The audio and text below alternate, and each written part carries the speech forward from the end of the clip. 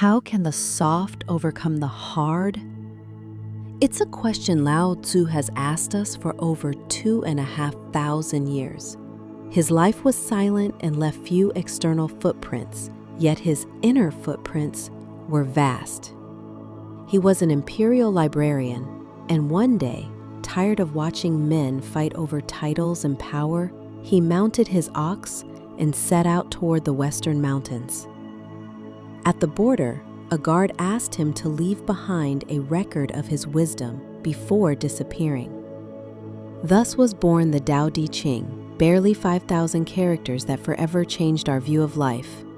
Today, I invite you to walk with me through two pillars of his teaching: the power of softness and the art of Wu Wei, acting without forcing. Because if you understand and practice them, something in your life will become lighter and more real. Lao Tzu said that what is soft overcomes all things, and what is weak surpasses all strength. Imagine a river of clear water descending a granite mountain. At first glance, the rock seems invincible. Water is weak and transparent. But give it time. Drop by drop, year after year, water carves valleys, sculpts canyons, shapes the earth. Its power does not come from hardness, but from persistent softness. Water does not fight the rock. It embraces it, surrounds it, and in the end, transforms it. There was an old story Lao Tzu liked to tell to illustrate this. During a great storm, the proud oak stood rigid and firm, refusing to bend before the wind. The reed, in contrast, bent down until it touched the ground. When the storm passed, the oak was broken and fallen, while the reed, flexible and humble, rose, untouched. The oak trusted in its hardness. The reed trusted in life. Think for a moment. In what areas of your life do you behave like that oak, tense and brittle?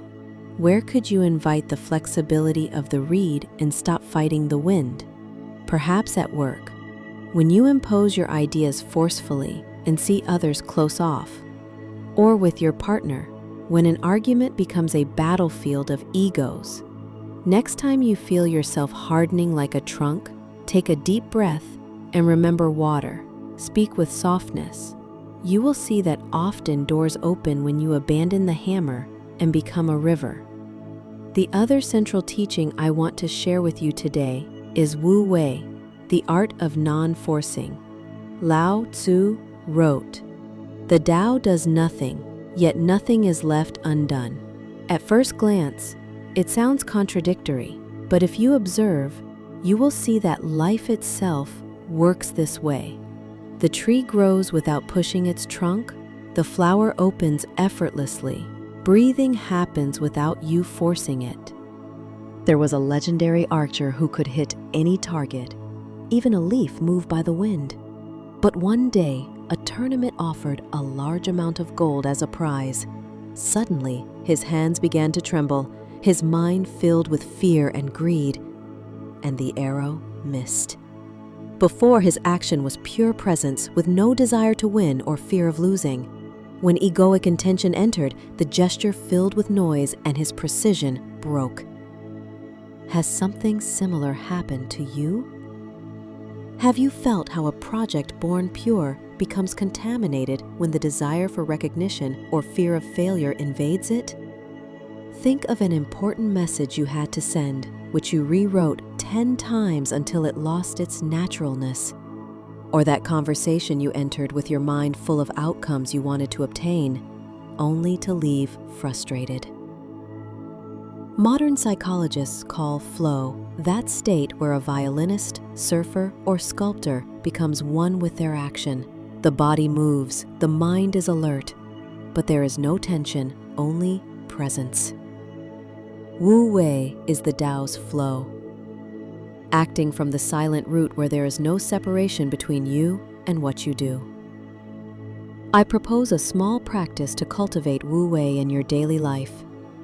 Next time you have to make an important decision or send a message that makes you anxious, close your eyes. Breathe in for 4 counts and out for 6. Feel your heartbeat and visualize the action completing naturally, effortlessly. Then act from that place of calm. Observe yourself during the action. If you feel your jaw tight, your shoulders tense, let go. Remember, forcing is of the ego, flowing is of the Tao. Now I want to share with you another teaching from Lao Tzu that supports the previous 2, the importance of fertile emptiness and humility. He said, "The wise man is like a valley, open, receptive, humble. A vessel is valuable for its inner space, a room for the emptiness it contains, and your mind for the silence that lets in new light." He liked to tell this story. A professor went to visit an old Zen master to learn wisdom. The master served him tea. The cup filled, and without stopping, he kept pouring until it overflowed onto the table. "The cup is full," exclaimed the professor. The master smiled. "So are you. Full of your own ideas. Empty yourself, and then we can begin." In our Western culture, we often confuse self-confidence with showing off. We were taught to fill every space with words, opinions, and knowledge. But Lao Tzu offers another way. The emptier the vessel, the more it can receive. He also said that bamboo is hollow inside, and because of this, it rises light and flexible. When the wind blows, the bamboo does not break, it sings. Our life too sings when we leave room for mystery. Ask yourself these questions with sincerity. What certainties could you release today so that something new may be born? When was the last time you listened to someone without preparing your response? In Christian mysticism, Meister Eckhart said that those who empty themselves are filled with light. Different cultures, one universal principle. To anchor all we have explored, I invite you to a brief practice before we part. Sit comfortably, with your back upright and your eyes gently closed. Inhale, counting to 4. Exhale, counting to 6. As you exhale, silently repeat, "I let go and trust." Now imagine a problem that worries you. Visualize yourself as water surrounding it. Feel how your consciousness embraces it without crashing, without breaking, without forcing. Remain in that silence for a few moments. There dwells the Tao. And as you return, ask yourself, where will you apply the softness of water today? What task this week will you do in Wu Wei mode, letting the process guide you?